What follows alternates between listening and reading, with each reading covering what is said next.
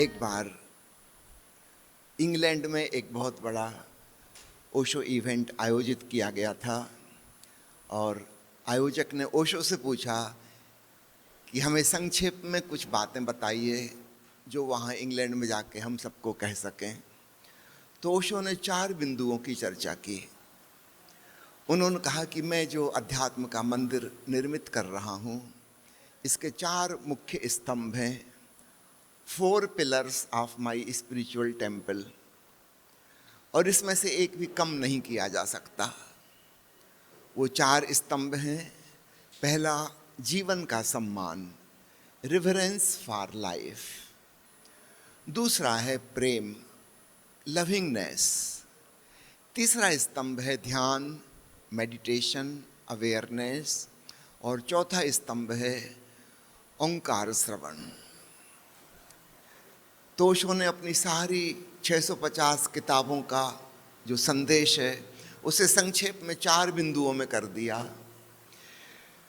तो मैं माँ अमृत प्रिया से बात कर रहा था और हम दोनों ने सोचा कि हम भी इन्हीं 4 बिंदुओं की चर्चा यहाँ करें। तो आज का पहला विषय होगा जीवन का सम्मान। हमारे तथाकथित अतीत के महापुरुषों ने, धार्मिक लोगों ने, समाज के अगुआ लोगों ने हम सब के मन में जीवन का अपमान भर दिया है। पहले उसको समझ लें, क्योंकि हमारे जीवन की बहुत सारी समस्याएं हमारे नेगेटिव एटीट्यूड से पैदा होती हैं। जीवन के प्रति हमारे मन में एक नकारात्मक भावना है और वो इतने बचपन से हमारे मन में डाल दी गई है कि हमको पता ही नहीं चला कब ये जहर, ये विषैली बातें हमारे मन में भीतर बैठ गईं और वो जिंदगी भर हमको प्रभावित करती हैं और हम कभी जीवन का आनंद नहीं ले पाते उन धारणाओं की वजह से। तो मैं संक्षेप में उन जहरीली बातों की चर्चा करूंगा जिनसे हमारे भीतर जीवन के प्रति एक नेगेटिव एटीट्यूड बन गया है। हो सकता है आपको मेरी बात सुन के बुरा भी लगे, क्योंकि आप भी बचपन से वही मानते आ रहे हैं, लेकिन जब तक हम उसे नहीं छोड़ देंगे हम जीवन को एक सुखद अवस्था नहीं बना सकते। सबसे पहली धारणा, और वो धार्मिक लोगों के द्वारा दी गई हैं, अच्छे लोगों के द्वारा दी गई हैं, सबसे जहरीली धारणा है कि जीवन एक भ्रांति है, एक सपना है, जीवन है ही नहीं, मिथ्या। इसका मतलब जीवन ध्यान देने योग्य ही नहीं है, संवारने योग्य ही नहीं है, कुछ बेहतर करने योग्य ही नहीं है, ये तो माया है, झूठ है, सपने जैसा है। जिन महात्माओं का हम आदर करते हैं उन्होंने हमारे भीतर ये जहर भर दिया है कि जीवन माया है, झूठ है, असत्य है। फिर इस जीवन को संवारेगा, सजाएगा कौन? इसको सुंदर और बेहतर कौन बनाएगा? हम तो एक उपेक्षा की दृष्टि से भर जाएंगे। जो झूठ है, सपने जैसा है, उसकी हम क्यों चिंता लें?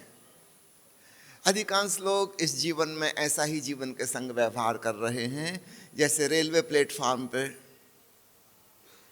वेटिंग रूम में करते हैं। केला खा के वहीं छिलका भी छोड़ देंगे, गंदगी छोड़ जाएंगे। हमको क्या करना, हमारा 2-4 मिनट में ट्रेन आएगी, हम चले जाएंगे।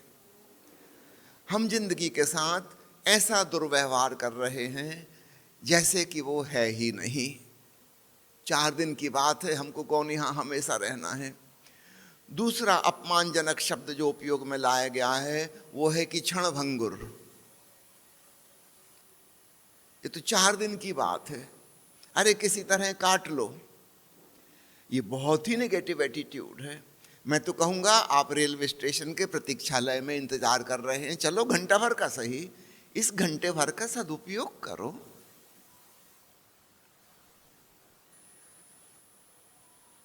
क्षणभंगुर कहने से हमने किसी चीज की निंदा और आलोचना कर दी, ऐसे जैसे कि व्यर्थ ही है, हमें कोई मतलब ही नहीं है, हम उसके प्रति इंडिफरेंट हो गए।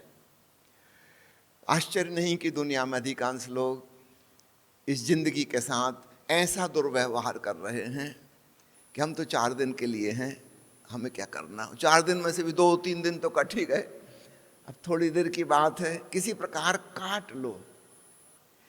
नहीं, एक पॉजिटिव एटीट्यूड हमें डेवलप करना होगा। ठीक है, हम थोड़ी देर के लिए हैं, लेकिन इसका ये मतलब थोड़ी कि इसको बर्बाद कर देंगे।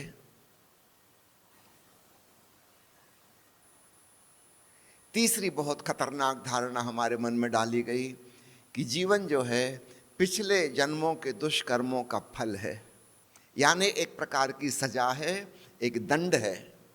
आपने कुछ किए होंगे गलत काम, इसलिए यह जिंदगी आपको मिली। जो अच्छे लोग थे, जिन्होंने पुण्य किए थे, वो तो मोक्ष चले गए, वो तो इस धरती पर वापस आते नहीं। इसका मतलब केवल गलत लोग, पापी लोग, खराब लोग ही यहाँ आते हैं। यह धारणा हमें सबके प्रति निंदा से भरती है कि सब लोग गलत हैं और मैं भी गलत हूँ। हम स्वयं के प्रति भी प्रेम और आदर से नहीं भर पाते, क्योंकि हमें पता है हम गलत आदमी हैं। अगर हम सही होते तो हम यहाँ होते ही नहीं। बहुत ही कंडमनेशन, क्रिटिसिज्म पूरी जिंदगी का हो गया। यहाँ जो कुछ भी है सब गलत हो रहा है, क्योंकि सारे लोग ही गलत हैं। और हम दंड भुगतने आए हैं, जैसे किसी कारागृह में कोई अपराधी सजा काटता है। निश्चित रूप से वह कारागृह को अपना घर नहीं समझता, ये तो जेल खाना है जहां वो दंड भुगत रहा है, और वो इंतजार में कब जल्दी से जल्दी यहां से छुटकारा हो। उसके प्रति तो निंदा और आलोचना भरी है। ये व्यक्ति कैसे जीवन को प्रेम करेगा, ये व्यक्ति कैसे जीवन का आनंद लेगा। ईसाई धर्म में कहते हैं कि प्रथम पुरुष और स्त्री जो हुए, आदम और ईव, उन्होंने ईश्वर की आज्ञा का उल्लंघन कर दिया और इसलिए ईश्वर ने उसको स्वर्ग के राज्य से निष्कासित कर दिया। और तब से लेके आदम ईव की औलाद पीढ़ी दर पीढ़ी उस सजा को भुगत रही है। यानी हम अपने पूर्वजों की संतान, हम यहाँ केवल सजा काटने के लिए आए हैं। हमारे पूर्वजों ने गलती की थी और हजारों साल हो गए और ये अनंत काल तक चलेगा। मनुष्य जाति सजा काटती रहेगी, दुख भोगती रहेगी। अगर ऐसी धारणा है हमारी जीवन के प्रति, तो फिर हम मजा कैसे लेंगे? अगर ये सजा है तो सजा में तो हम दुखी हो सकते हैं, उदास हो सकते हैं, परेशान हो सकते हैं, हम क्रोध में हो सकते हैं, हम झुंझलाहट से भरे हो सकते हैं। मैं जगह जगह सत्संग लेने जानता हूँ, कई लोगों से मैं पूछता हूँ आप किस उद्देश्य से मुझे सुनने के लिए आए हैं, और मुझे बड़ी उदासी होती है सुन के लोगों की बात। वो कहते हैं हम आवागमन से छुटकारा चाहते हैं, दोबारा ये जिंदगी ना मिले। इसका मतलब इस जिंदगी के प्रति बहुत तिरस्कार की भावना है। काश ये ना होती, हम कहाँ से हो गए। और बस अब एक ही उद्देश्य है कि अब जिंदगी में कुछ ऐसा कर लें कि फिर दोबारा यहाँ ना भेजे जाएं। ये तो वही स्थिति हो गई जैसे कैद खाने में अपराधी सोचते हो जो इस बार किसी कारण से फंस गए, हे भगवान अब दोबारा ना फंसें, एक बार यहाँ से छुटकारा हो जाए। प्यारे मित्रों, ये सारी बातें जाने अनजाने में हमारे चारों तरफ बचपन से मौजूद थीं।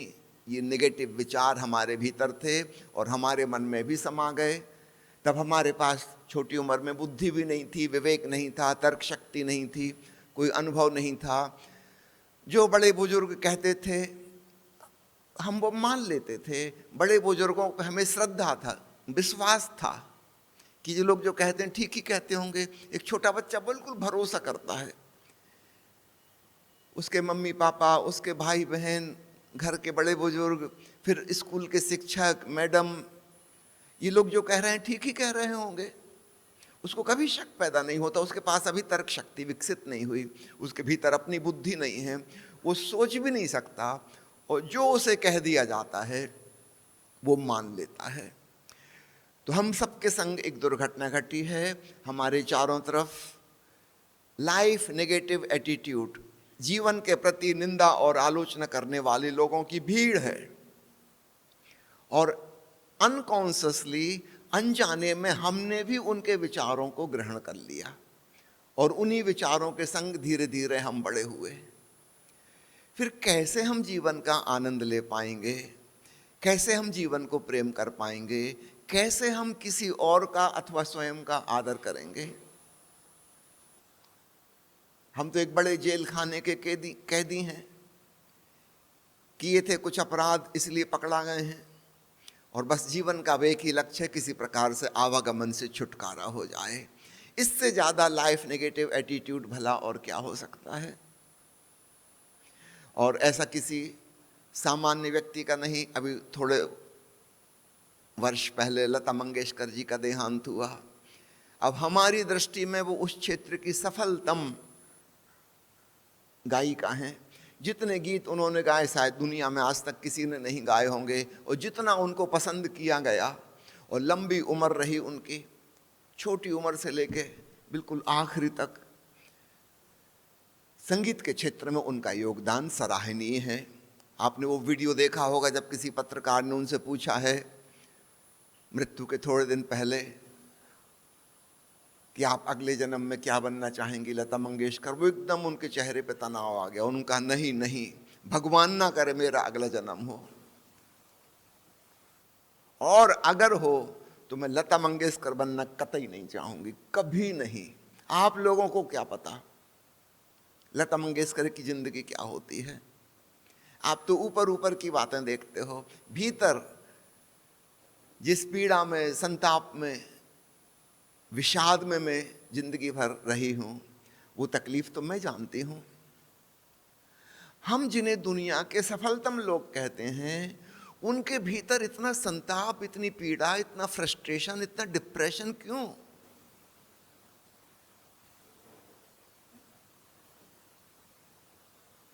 कारण बहुत बचपन से उनके मन में जीवन के प्रति विषाक्त विचार घुसा दिए गए हैं। वो जीवन का कभी मजा ले ही नहीं सकते। एक आदमी छोटे घर में रह रहा है, वो सोचता है कि बड़ा घर हो जाए फिर बहुत मजा लेंगे। कोई मजा लेने वाला नहीं। ये आदमी तो वही का वही है ना। इसको छोटे घर से उठा के बड़े घर में रख दो, छोटे गांव से उठा के महानगर में बिठा दो, ये आदमी तो वही का वही है। इसके विचार थोड़ी बदले, इसकी धारणाएं थोड़ी बदली, इसकी जो गलत फिलॉसफी मन में बैठी है ये तो वही की वही है। ये हर जगह दुखी रहेगा।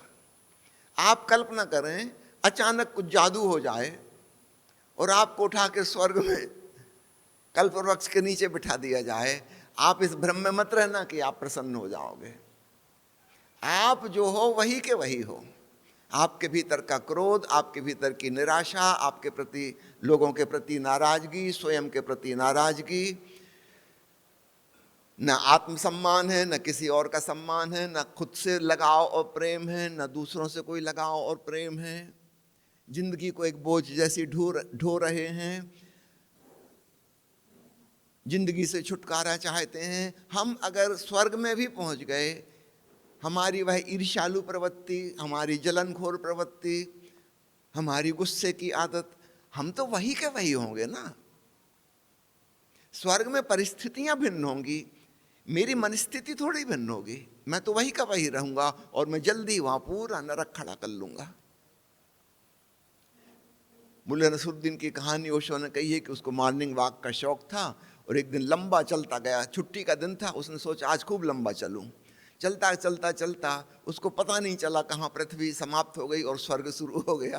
वो स्वर्ग में पहुंच गया। करीब करीब दोपहर हो गई थी, भूख प्यास भी लगी थी। उसने सोचा थोड़ा विश्राम कर लूँ, एक पेड़ के नीचे बैठ जाऊं। उसको पता नहीं था कि ये कल्प वृक्ष है। वो बैठ गया। वहां तो जो कल्पना करो तुरंत पूरी हो जाती है। इस पृथ्वी पे सिर्फ कामना करने से कामना पूर्ति नहीं होती, हमें कर्म भी करना पड़ता है, श्रम करना पड़ता है, तब बामुश्किल कभी कभी हमारी कामना पूर्ति होती है। हम सोचते हैं काश हमें मेहनत ना करना पड़े, हम बस सोचें और हो जाए। तो कल्प वृक्ष वही जगह है जहाँ हम सोचें और हो जाए।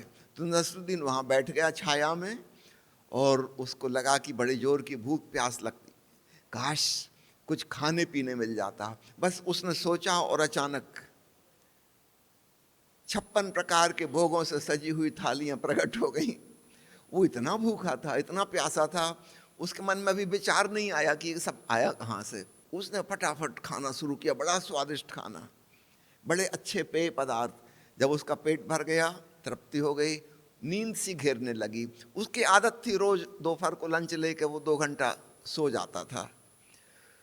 उसने सोचा कि काश कोई गद्दा बिस्तर होता, तकिया होता तो मजे से सो जाते। अचानक खूबसूरत बिस्तर लग गया, तकिया आ गया, ओढ़ने की चादर आ गई। नसरुद्दीन को तो झपकी आ रही थी खाना खाने के बाद, ओवर ईटिंग कर ली थी, सो गया। जल्दी खर्राटे भरने लगा। कोई 2 घंटे बाद उसकी नींद खुली। उसकी आदत थी उठने के बाद वो चाय पीता था। जैसे ही उसके मन में चाय का ख्याल आया, चाय प्रकट हो गई। नसरुद्दीन ने मजे से चाय पी। अब तो थकान निकल गई थी, नींद भी खत्म हो गई थी। अब थोड़ा होश हवास आया, उसके मन में विचार आया कि अरे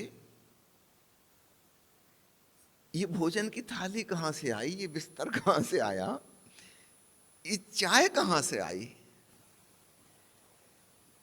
कहीं कोई भूत प्रेत तो नहीं है। और बस ऐसा सोचा था कि सब तरफ से भूत प्रेत प्रकट हो गए।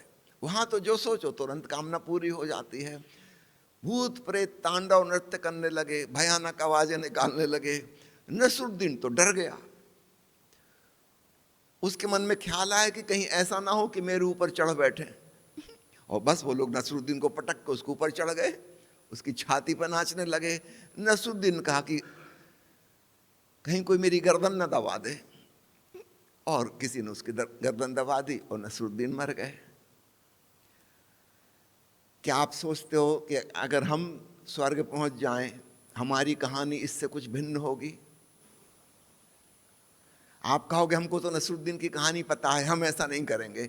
आपके मन पे आपका वश चलता है कि आप करोगे क्या। यही होगा।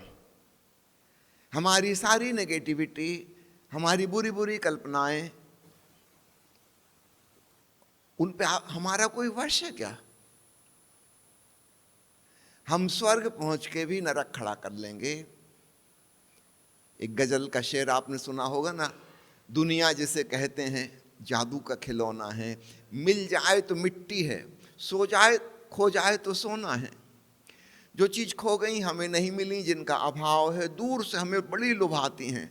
दूर के ढोल सुहावने, स्वर्णिम चमक, लगता है कि आहा ये मिल जाए फिर जीवन में मजा आ जाएगा। लेकिन हमारे हाथों में कुछ मैजिकल टच, कुछ चमत्कारी शक्ति है। जैसे ही वो आकर्षक चीज हमारे हाथ में आती है, सब मिट्टी और राख हो जाती है। कोई आकर्षण उसमें नहीं रह जाता, सब बर्बाद। जो जो नहीं मिला दूर से हमें लुभाता है, जो हमें मिल गया वो हमें केवल चुभाता है, केवल चुभाता है। कल मैं एक चुटकुला पढ़ रहा था कि ना जाने लोग अपनी पत्नी से क्यों शादी किए, जबकि उन्हें पता था कि शादी के बाद पड़ोसी नहीं पसंद आएगी। जो हमें नहीं मिली वो हमें पसंद है, उसके लिए हम तरस रहे हैं, मरे जा रहे हैं। जो मिली है उसकी तरफ हम आंख उठा के भी नहीं देखते। उसका होना ना होना बराबर है, उसका कोई मतलब ही नहीं। वो तो ना होती, हम इसकी कामना कर रहे हैं। और ये बात किसी एक मामले में नहीं, हर मामले में है। हर मामले में जो भी हमें मिल गया वो सब मूल्यहीन, उसके प्रति तो हम नाराज हैं। जो नहीं मिला वो हमें लुभाता है कि काश ये मिल जाए। पर याद रखना, जिस दिन वो मिल जाएगा वो भी निर्मूल्य हो जाएगा। उसकी कीमत बस दूर से चमकती है, हाथ में आया नहीं कि सब गुड़ गोबर। और ऐसा क्यों हो रहा है? क्योंकि जीवन के प्रति हमारे मन में कोई भी रिवरेंस, कोई आदर, कोई सम्मान नहीं है। हम नाराजगी से भरे हुए हैं।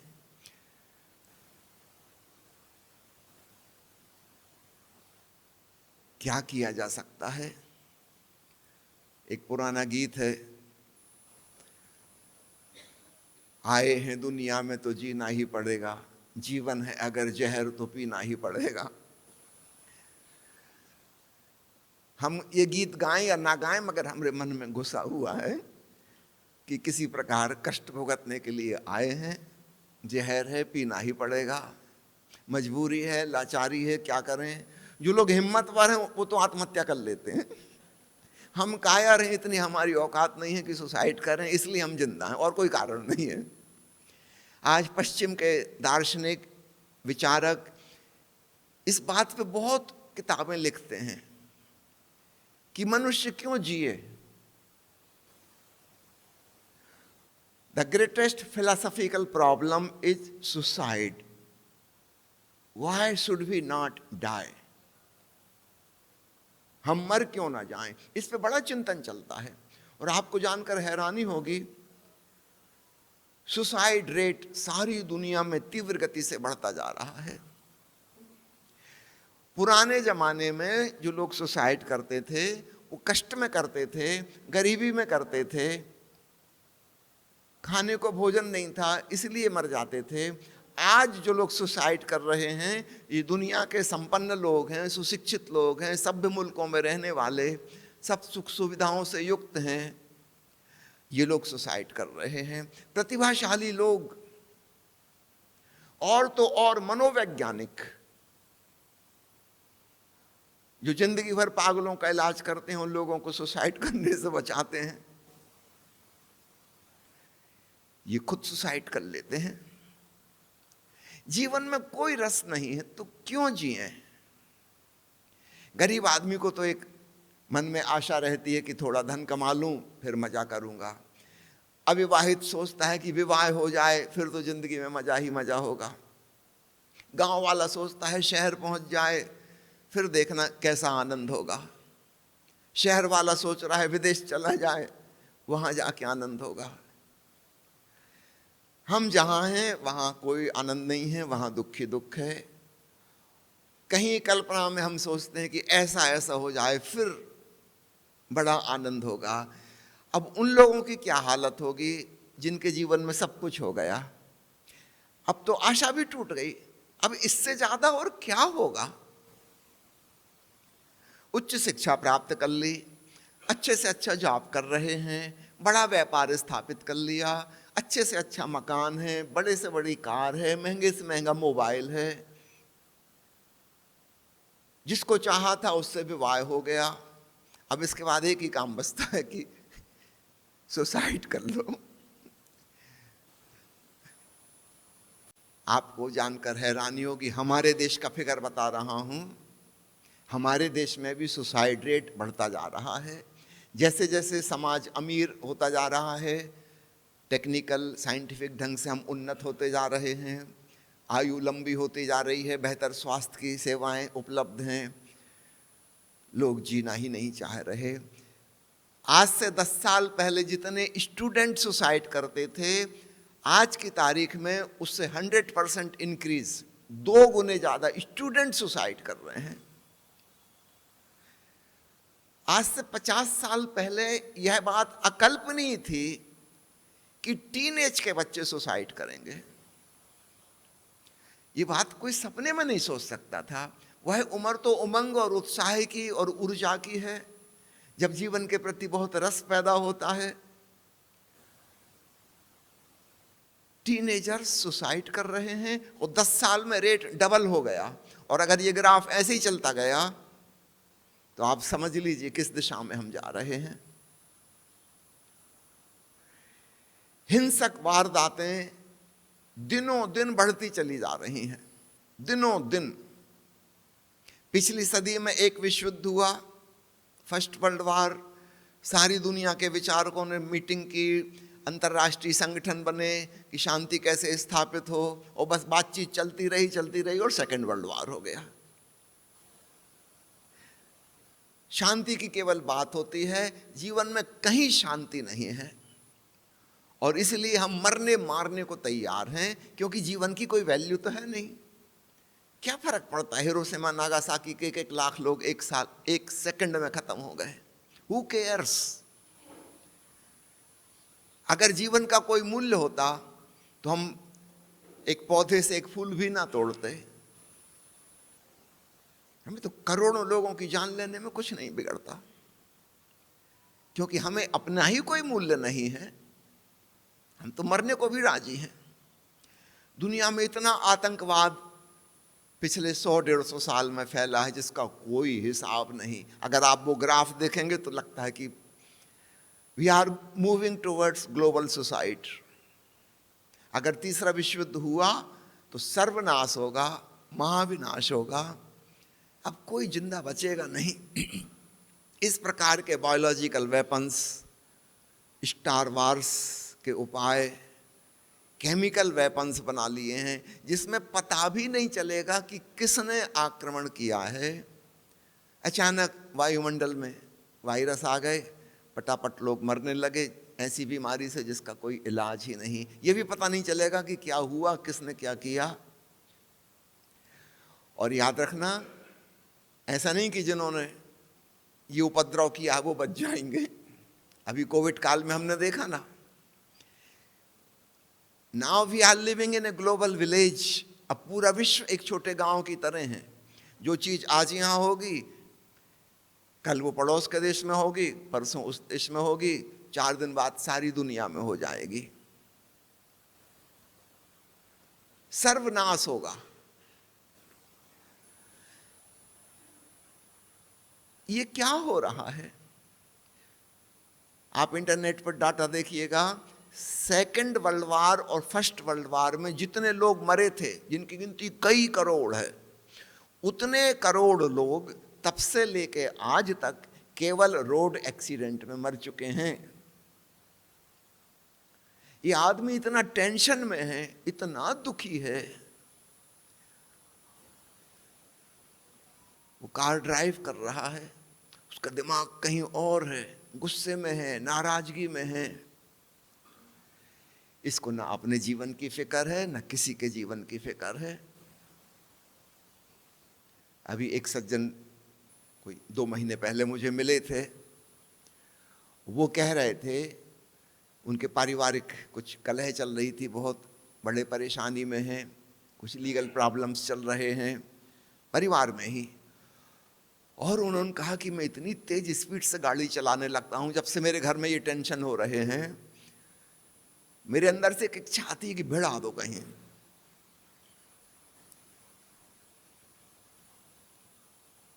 कहीं हिल स्टेशन पे घूमने गए थे, उनका मेरे अंदर कई बार इच्छा हुई कि किसी खाई में गिरा दूं, ताकि लोग ये ना कहें कि मैंने सुसाइड कर लिया, ऐसा लगे कि एक्सीडेंट हो गया। मनोवैज्ञानिक इस पर रिसर्च कर रहे हैं। ये सज्जन ने तो खुद ही अपने मुंह से एडमिट कर दिया कि एक्चुअली मैं मर जाना चाहता हूं, लेकिन ऐसे सुसाइड करूंगा तो लोग कहेंगे कायर, जीवन से पलायन कर गए। एक्सीडेंट का रूप देना चाहता हूं, किसी को पता ना चले, ऐसा लगे कि संयोग की बात।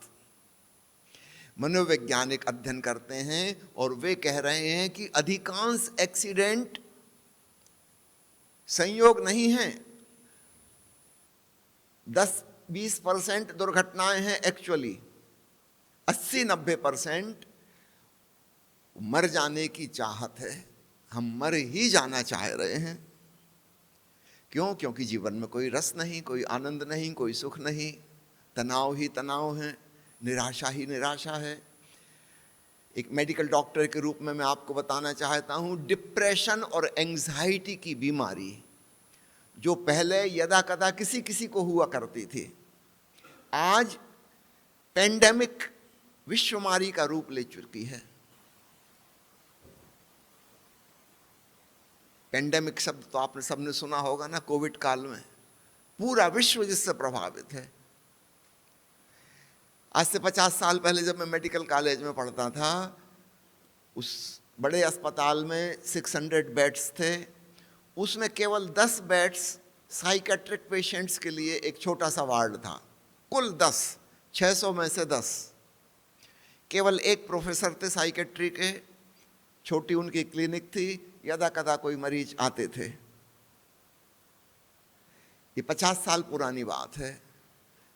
आज की बात, विशेषकर उन्नत देशों में साइकेट्री इज टेकिंग ओवर।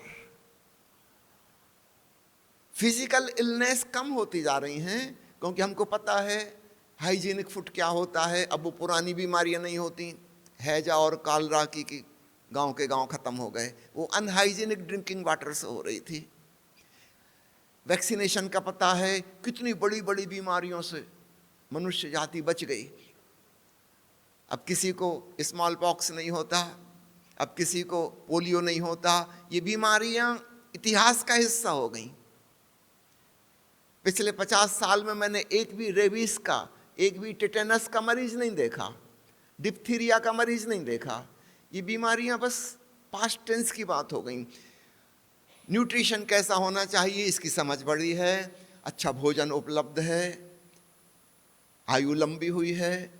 आज से 50 साल पहले जब मैं पढ़ता था, भारत की औसत उम्र सरकारी आंकड़ों के मुताबिक 27 साल थी, 27 ईयर्स। अभी आपको भरोसा नहीं आ रहा होगा, पुराना रिकॉर्ड खोल के देख लीजिएगा। 1975 में 27 साल औसत उम्र थी भारत में। हम कहां से कहां पहुंच गए 50 साल में। लेकिन उम्र लंबे करने से क्या होगा? उस आदमी का मन तो हमने ठीक नहीं किया, तो भौतिक बीमारियां क्रमशः कम होती जा रही हैं और मानसिक रोग बढ़ते चले जा रहे हैं। अपराध बढ़ते चले जा रहे हैं, युद्ध बढ़ता चला जा रहा है। ऐसा कोई दिन नहीं जाता जहां धरती पे किसी दिन युद्ध ना हो रहा हो। ऐसा दिन है ही नहीं। अब कहीं ना कहीं खून खराबा, मार काट चल रही है, कहीं सांप्रदायिक युद्ध हो रहे हैं, कहीं आतंकवादी लोगों के प्राण हर रहे हैं।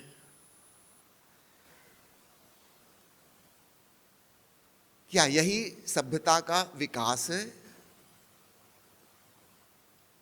हम महाविनाश की ओर जा रहे हैं, और इसका कारण जीवन के प्रति हमारे मन में कोई सम्मान और आदर है ही नहीं। हम इसको बचाने की, इसको संवारने की, इसको और सुंदर बनाने की, बेहतर बनाने की कभी सोचते ही नहीं। प्यारे मित्रों, हमारे मन में बहुत जहरीले विचार जीवन के प्रति भर दिए गए हैं। जीवन की निंदा, जीवन की आलोचना, और ऐसा जिन लोगों ने किया है वो कोई खराब लोग नहीं थे। हम उनको त्यागी और महात्मा कहते हैं, हम उन्हें आदर देते हैं, और उन्हें आदर हम इसीलिए देते हैं कि उन्होंने जीवन से पलायन किया। हम अपने आप की बेइज्जती करते हैं कि हम तो संसारी हैं, हम तो भोगी, हम तो साधारण संसार में जी रहे हैं, घर गृहस्थ का जीवन जी रहे हैं, यानी हम अच्छे आदमी नहीं हैं। हम पैर छूते हैं उनके जिन्होंने घर गृहस्थी का त्याग कर दिया, जिन्होंने आजीविका कमाना छोड़ दिया, जिन्होंने मकान और शहर छोड़ दिया, जो जंगल में जाके गुफा में रहने लगे।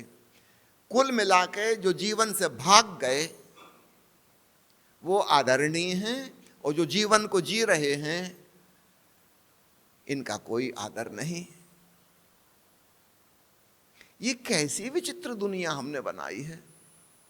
एक आदमी भूखा रह रहा है, उपवास कर रहा है, उसका पेट पीठ से चिपका जा रहा है, हम उसके चरणों में झुक जाएंगे कि वाह क्या महात्मा जी हैं, 2 महीने से उपवास कर रहे हैं। अखबार में उनकी खबर छपेगी, टीवी में उनकी न्यूज आएगी। ये आदमी स्लो सुसाइड, धीमी आत्महत्या कर रहा है, और ये हमारे लिए आदर का पात्र है। ये महात्मा है, और हम जो सामान्य रूप से भोजन कर रहे हैं, हम क्षुद्र आत्मा हैं, हम दीनहीन साधारण पापी लोग हैं। एक आदमी निर्वस्त्र रह रहा है, ठंड में, गर्मी में, बरसात में सब प्रकार के कष्ट भोग रहा है, हमारे लिए वो आदरणीय मुनि है। गजब कर दिया उसने। हमें अपने आदर के मूल्य बदलने होंगे। जो आदमी ढंग के कपड़े पहने हैं उसका आदर करो।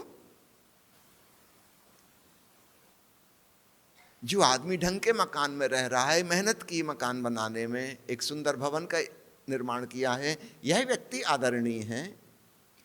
जिसने आजीविका उपार्जन करना छोड़ दिया है, क्यों उसको इज्जत दे रहे हो?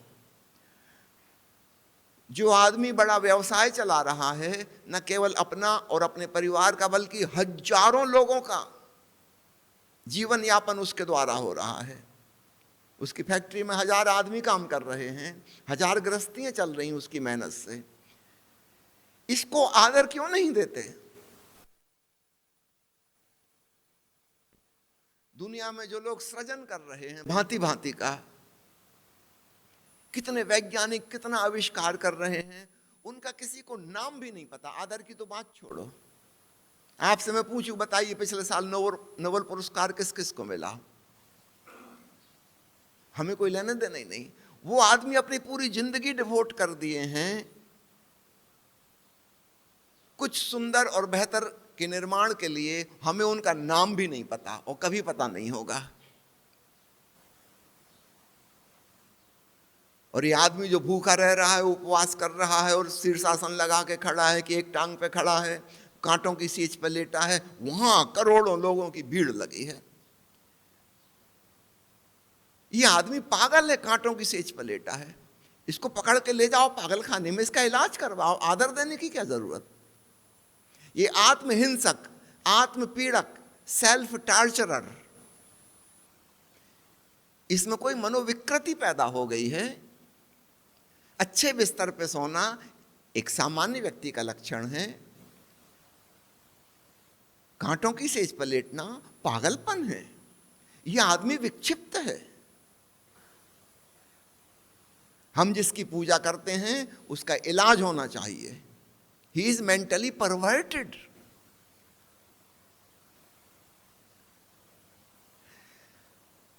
दो साल पहले पश्चिम के एक कैंसर स्पेशलिस्ट ने एक मनोवैज्ञानिक के संग मिलकर एक किताब लिखी है। मैं विस्तार में नहीं जाऊंगा, संक्षेप में उसकी बात बताता हूं। उसने लिखा है कि लोग जीवन जीना नहीं चाहते और उन्होंने एस्केप रूट्स, पलायन द्वार खोले हैं। और 3 पलायन मार्ग की उसने चर्चा की है। पहली चर्चा उसने की है कैंसर और अन्य लाइलाज बीमारियां। लोग चाहते हैं कि उनको कोई लाइलाज बीमारी हो जाए ताकि उनको जीना ना पड़े।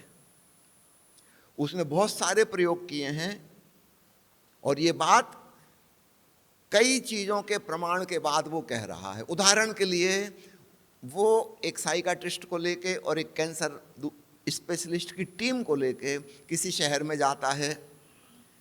वहाँ के जितने भी कैंसर के मरीज हैं उनको बुलाया जाता है, एक समारोह किया जाता है और वहाँ पे घोषणा की जाती है कि एक नई औषधि खोज ली गई है, एक नई थेरेपी, जिससे कैंसर का इलाज निश्चित रूप से हो जाएगा।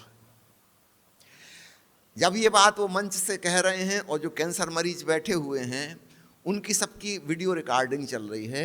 बाद में उस वीडियो रिकॉर्डिंग को स्लो मोशन में करके देखा जाएगा, उसकी एनालिसिस की जाएगी कंप्यूटर के द्वारा कि लोगों के चेहरे पर क्या प्रभाव पड़ा।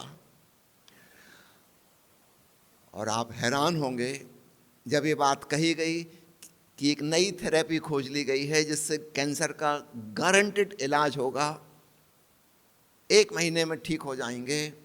और बाद में इसकी वीडियो रिकॉर्डिंग, ऑडियंस की रिकॉर्डिंग, उसको स्लो स्पीड में चला के देखा गया और इस प्रकार के सॉफ्टवेयर डेवलप किए गए हैं जो लोगों के चेहरों के एक्सप्रेशन को बाद में डिजिटलाइज करके डाटा रूप में बता सकें। और आपको जान के आश्चर्य होगा, 90% लोग यह सुन के दुखी हो गए। उनके चेहरे पे हवाइयां उड़ गईं। इस प्रयोग को अलग अलग शहरों में, अलग अलग अस्पतालों में जाके किया गया और एक सा परिणाम आया। ऐसा लगता है कि 10% लोगों को कैंसर एक बीमारी के रूप में आया है, 90% लोगों ने बुलाया है, आ बैल मुझे मार, मैं जिंदा रहना नहीं चाहता, आई वॉन्ट टू डाई, लेकिन इस तरीके से मरूं कि कोई ये ना कहे कि कायर था, भगोड़ा था।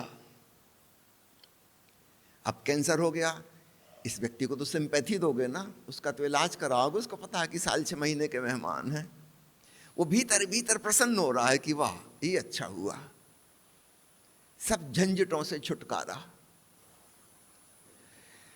तो इन मनोवैज्ञानिकों ने और कैंसर विशेषज्ञों ने एक बहुत विचित्र बात खोजी, ये आज तक पहले ऐसा किसी ने नहीं सोचा था कि कैंसर और अन्य लाइलाज बीमारियां, जहां डॉक्टर हाथ खड़े कर देते हैं कि हम इसमें कुछ नहीं कर सकते, ये सब, इनमें से अधिकांश 90% मनुष्य चाह रहा है कि उसको हो जाए।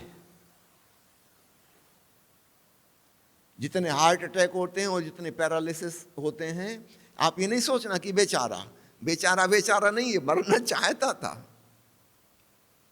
कि इसका कार्डियक अरेस्ट हो जाए, ये जीवन नाम की झंझट से छुटकारा हो, ये इसकी गहरी चाहत थी। और अगर ऐसा चाहोगे तो स्वाभाविक रूप से ऐसा हो जाएगा। दूसरी चीज उसने खोजी, दूसरा द्वार है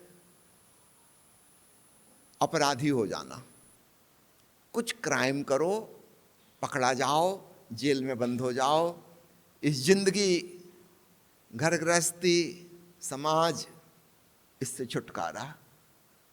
कुछ लोगों ने ये उपाय खोजा है। तो कोई मजबूरी नहीं थी कि वो क्राइम करें, उनने जानबूझ के किए हैं और इस ढंग से किए हैं कि पकड़ा जाएं।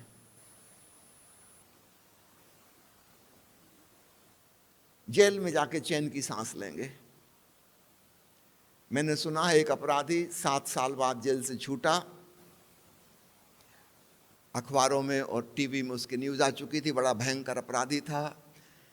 कोई शाम को 7 बजे वो अपने घर पहुंचा, दरवाज़ा खटखटाया, सोचा कि पत्नी स्वागत करेगी।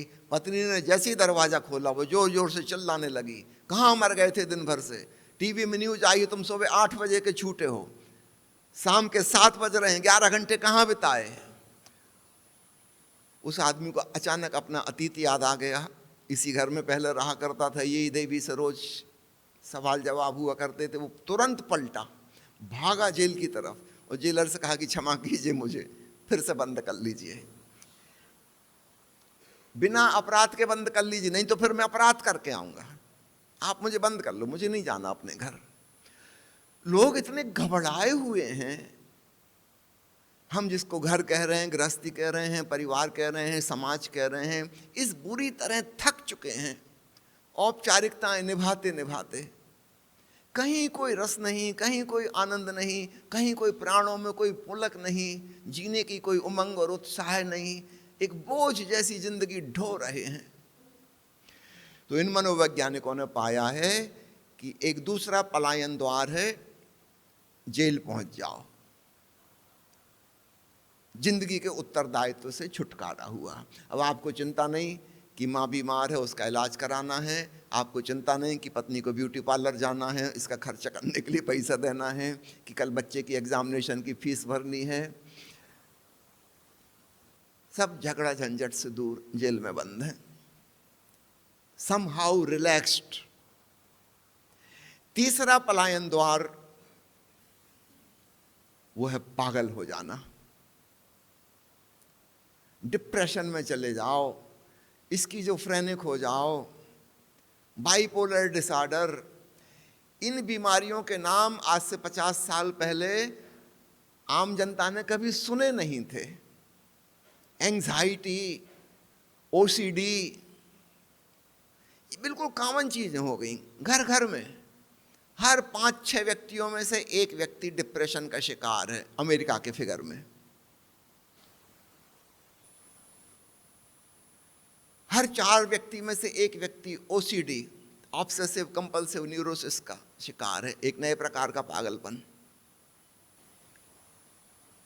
बाइपोलर डिसऑर्डर, स्किज़ोफ्रेनिया, बिल्कुल कॉमन चीजें हो गई।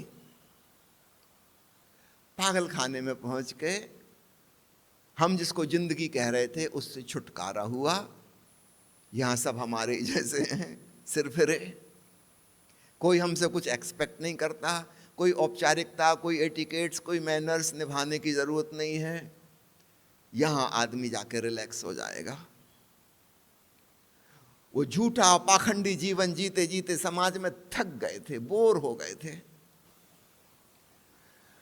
प्यारे मित्रों, उन विशेषज्ञों ने 3 एस्केप रूट, पलायन के मार्ग लिखे हैं। मैंने उनको ईमेल भेजा कि आप लोगों के पूरब के बारे में नहीं पता, आपने केवल पश्चिम में रिसर्च की है, नहीं तो एक एस्केप रूट और था, वो भी मैं आपको बता दूं, वो आपको नहीं पता, वो है संन्यास।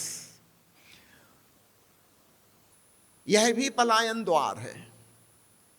जीवन की जटिलताओं से भाग खड़े हो, जीवन की समस्याओं से मुंह मोड़ लो, और साथ में इज्जत भी मिलेगी, आदर भी मिलेगा। बड़ा गजब का। पागल को हम आदर नहीं देते, अपराधी को हम आदर नहीं देते, लाइलाज बीमारियों से ग्रस्त व्यक्ति को हम आदर नहीं देते, सिंपैथी देते हैं, वो अलग बात है, आदर नहीं देते। भारत के चालाक लोगों ने एक और पलायन द्वार खोला है, वो है महात्मा हो जाओ, कुंभ मेले में पहुंच जाओ, भीड़ लग जाएगी, टीवी की न्यूज में छा जाओगे, बड़ा आदर मिलेगा। यह भी एस्केप रूट है। हम गुणगान करते हैं कि भगवान बुद्ध के 40,000 भिक्षु हो गए उनके जीवन काल में, भगवान महावीर के भी लगभग इतनी ही गिनती थी, इतने मुनि हो गए, और तब से लेके आज तक तो कितने अरबों हो चुके। कभी आपने हिसाब लगाया, ये आदमी जो भिक्षु बन गया है, यह भी हमारी आपकी तरह एक घर गृहस्थी में रहता था। इसके माता पिता उम्मीद लगा के बैठे होंगे कि जब हम बूढ़े हो जाएंगे हमारा बेटा बुढ़ापे की लाठी बनेगा, सहारा बनेगा, और अचानक वो सहारा, वो लाठी एक दिन भाग गई। इनके माता पिता को कितना दुख, कितना कष्ट मिला होगा। हो सकता है उस बूढ़े बाप को बुढ़ापे में भी किसानी करनी पड़े, खेतों में काम करना पड़े। जब उसके आराम करने का समय आया था तब भी उसको श्रम करना पड़े। इस भिक्षु की पत्नी हो सकता है किसी घर में नौकरानी का काम करे, मेड सर्वेंट बन जाए, क्योंकि उसको और कुछ तो आता नहीं था, पढ़ी लिखी तो वो थी नहीं, पति के आश्रित थी। और ये सज्जन अग्नि के साथ फेरे लगा के कसम खा के उसको लेके आए थे कि सुख दुख में तेरा साथ निभाऊंगा, और आज गायब हो गए, दुनिया की नजरों में आदरणीय हो गए। इस पत्नी पे क्या बीती होगी, हो सकता है उसको वैश्या का जीवन जीना पड़े।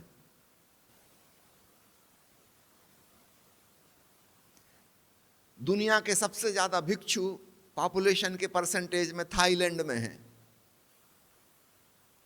पूरी दुनिया की पॉपुलेशन के हिसाब से अगर रेशियो निकालें, अनुपात निकालें, सबसे ज्यादा बौद्ध भिक्षु थाईलैंड में हैं। और आपको पता है दुनिया की सबसे ज्यादा वैश्याएं कहाँ हैं? थाईलैंड में हैं। जरूर इसके पीछे एक गणित है। भाई इतने लोग अगर भिक्षु बन जाएंगे, प्रकृति ने तो बराबर गिनती से पैदा किए थे, उन महिलाओं का, उन स्त्रियों का क्या होगा? वो कैसे अपना जीवन चलाएंगे? हमें उज्जवल पक्ष तो दिखाई देता है, उसके पीछे छिपा हुआ अंधेरा पक्ष हम कभी देखते ही नहीं। इसी की कारण से ये पैदा हो रहे हैं। जरा हिसाब लगाओ, बुद्ध और महावीर के साथ जो लोग जीवन से भाग गए, उन लाखों लोगों के परिवार में क्या हुआ होगा? पति जिंदा है और पत्नी को वैश्य जैसा जीवन जीना पड़ रहा है पेट भरने के लिए। कैसी मजबूरी, कैसी लाचारी। बच्चे पिता के जिंदा रहते हुए अनाथ का जीवन जी रहे हैं। हो सकता है किसी को भीख मांगने पड़ी हो। भाई क्या होगा उन बच्चों का जिनका बाप भाग गया?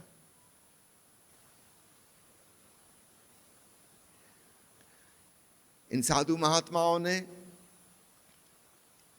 इन मुनियों ने, भिक्षुओं ने जीवन के साथ बड़ा अन्याय किया है।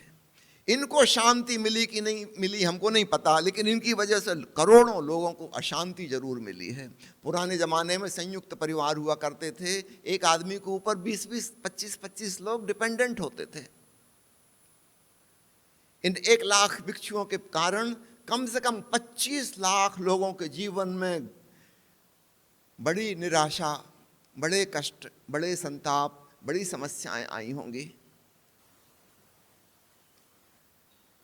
मैंने उन वैज्ञानिकों को ईमेल भेजा कि आप लोगों को नहीं पता, एक दरवाजा और है जीवन से भागने का, और वो बड़ा आदरणीय दरवाजा है, इज्जत भी साथ में मिलती है। जरा इस पे विचार करना।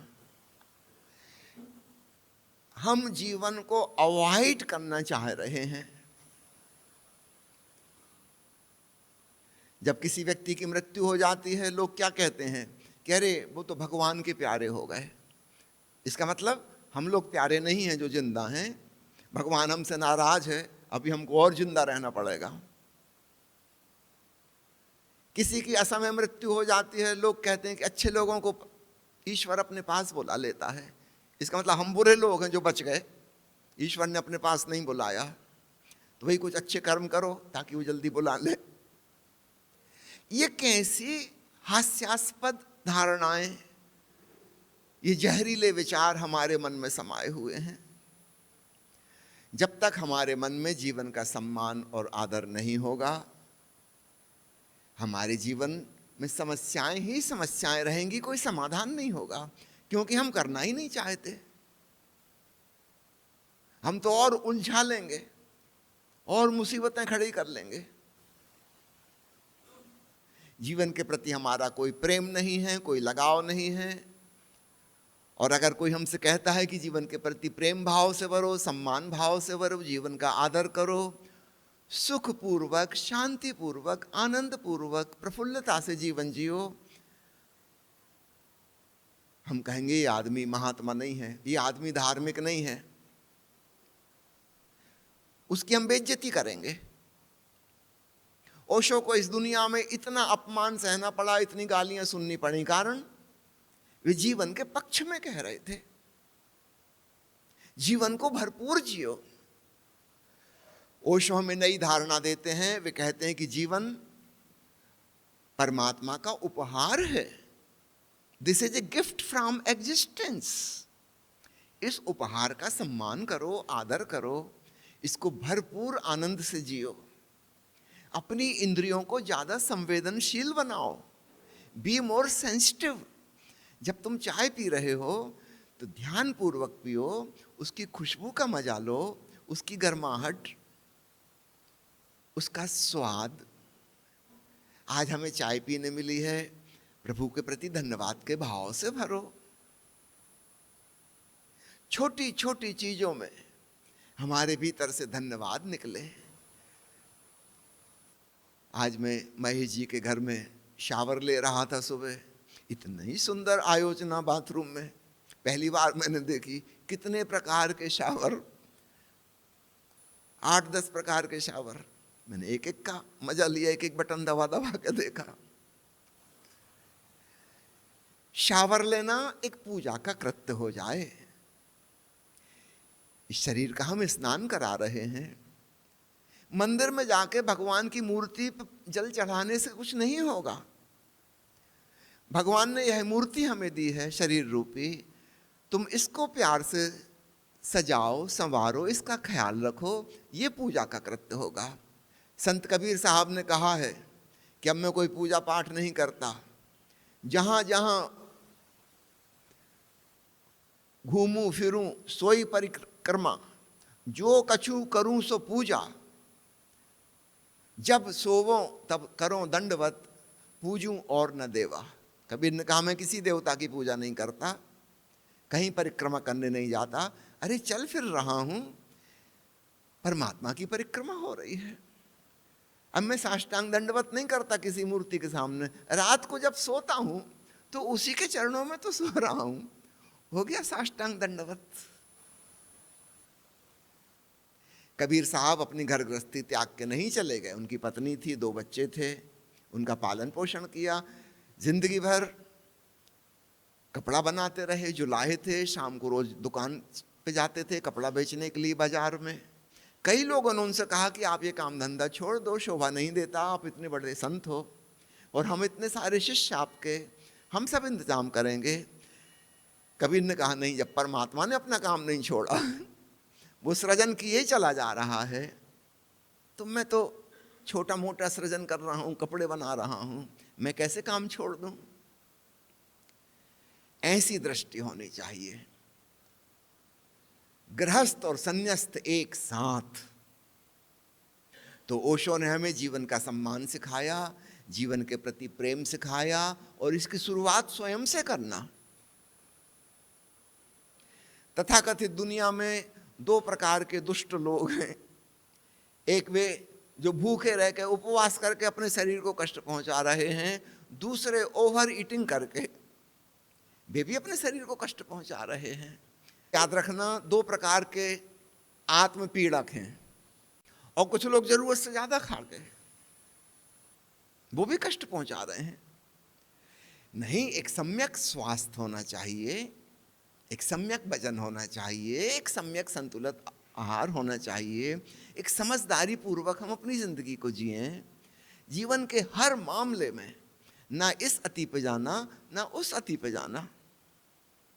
बीच का रास्ता वो सम्यक रास्ता है, और वही जीवन के प्रति सम्मान होगा, वही जीवन के प्रति आदर होगा। एक पुराना फिल्मी गीत मुझे याद आ रहा है, आपने भी सुना होगा, बड़ा सुपरहिट फिल्म चित्रलेखा का गीत है। होगा अपमान रचेता का, रचना को अगर ठुकराओगे, संसार से भागे फिरते हो, भगवान को तुम क्या पाओगे। ये धार्मिक लोग हमें बताते हैं कि यह संसार भगवान की रचना है, और फिर कहते हैं इसको छोड़ कर भागो। ये तो गजब हो गया।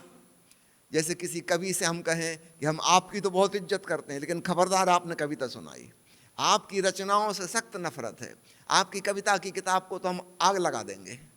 हम आपकी इज्जत करते हैं, कविताओं की नहीं। जैसे किसी संगीतकार से हम कहें कि हम आपका आदर करते हैं, लेकिन खबरदार आपने गीत सुनाया या कुछ बजाया।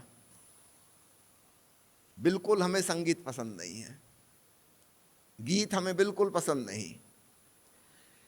आप बताइए, क्या ये संगीतकार का आदर होगा? संगीतकार का आदर तो संगीत के आदर में है। उसके गीत में, संगीत में हम मगन होकर झूम रहे हैं, डोल रहे हैं, ये संगीतकार का आदर है। जब किसी कविता को हम सुनते हुए गदगद हो गए और हमारे चेहरे पे खुशी आ गई और हमने तालियां बजाई वाह वाह में, ये कवि का सम्मान हुआ। कवि का सम्मान और कैसे करोगे? तो फिर संसार के इस रचयिता का सम्मान कैसे होगा? उसकी इस रचना के प्रति अपना सम्मान प्रकट करके।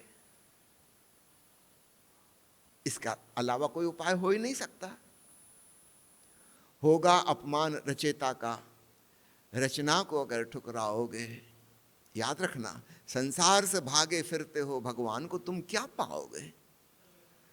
तुम तो रचना ही छोड़ के भाग गए, रचयिता से कैसे मिलन होगा? और तुमने रचयिता की बेइज्जती की ऐसा करके। एक आदमी अगर मूर्तियों का अपमान कर रहा है, तो मूर्तियों का थोड़ी, तो मूर्तिकार का अपमान कर रहा है कि तुमने अच्छी मूर्ति नहीं बनाई।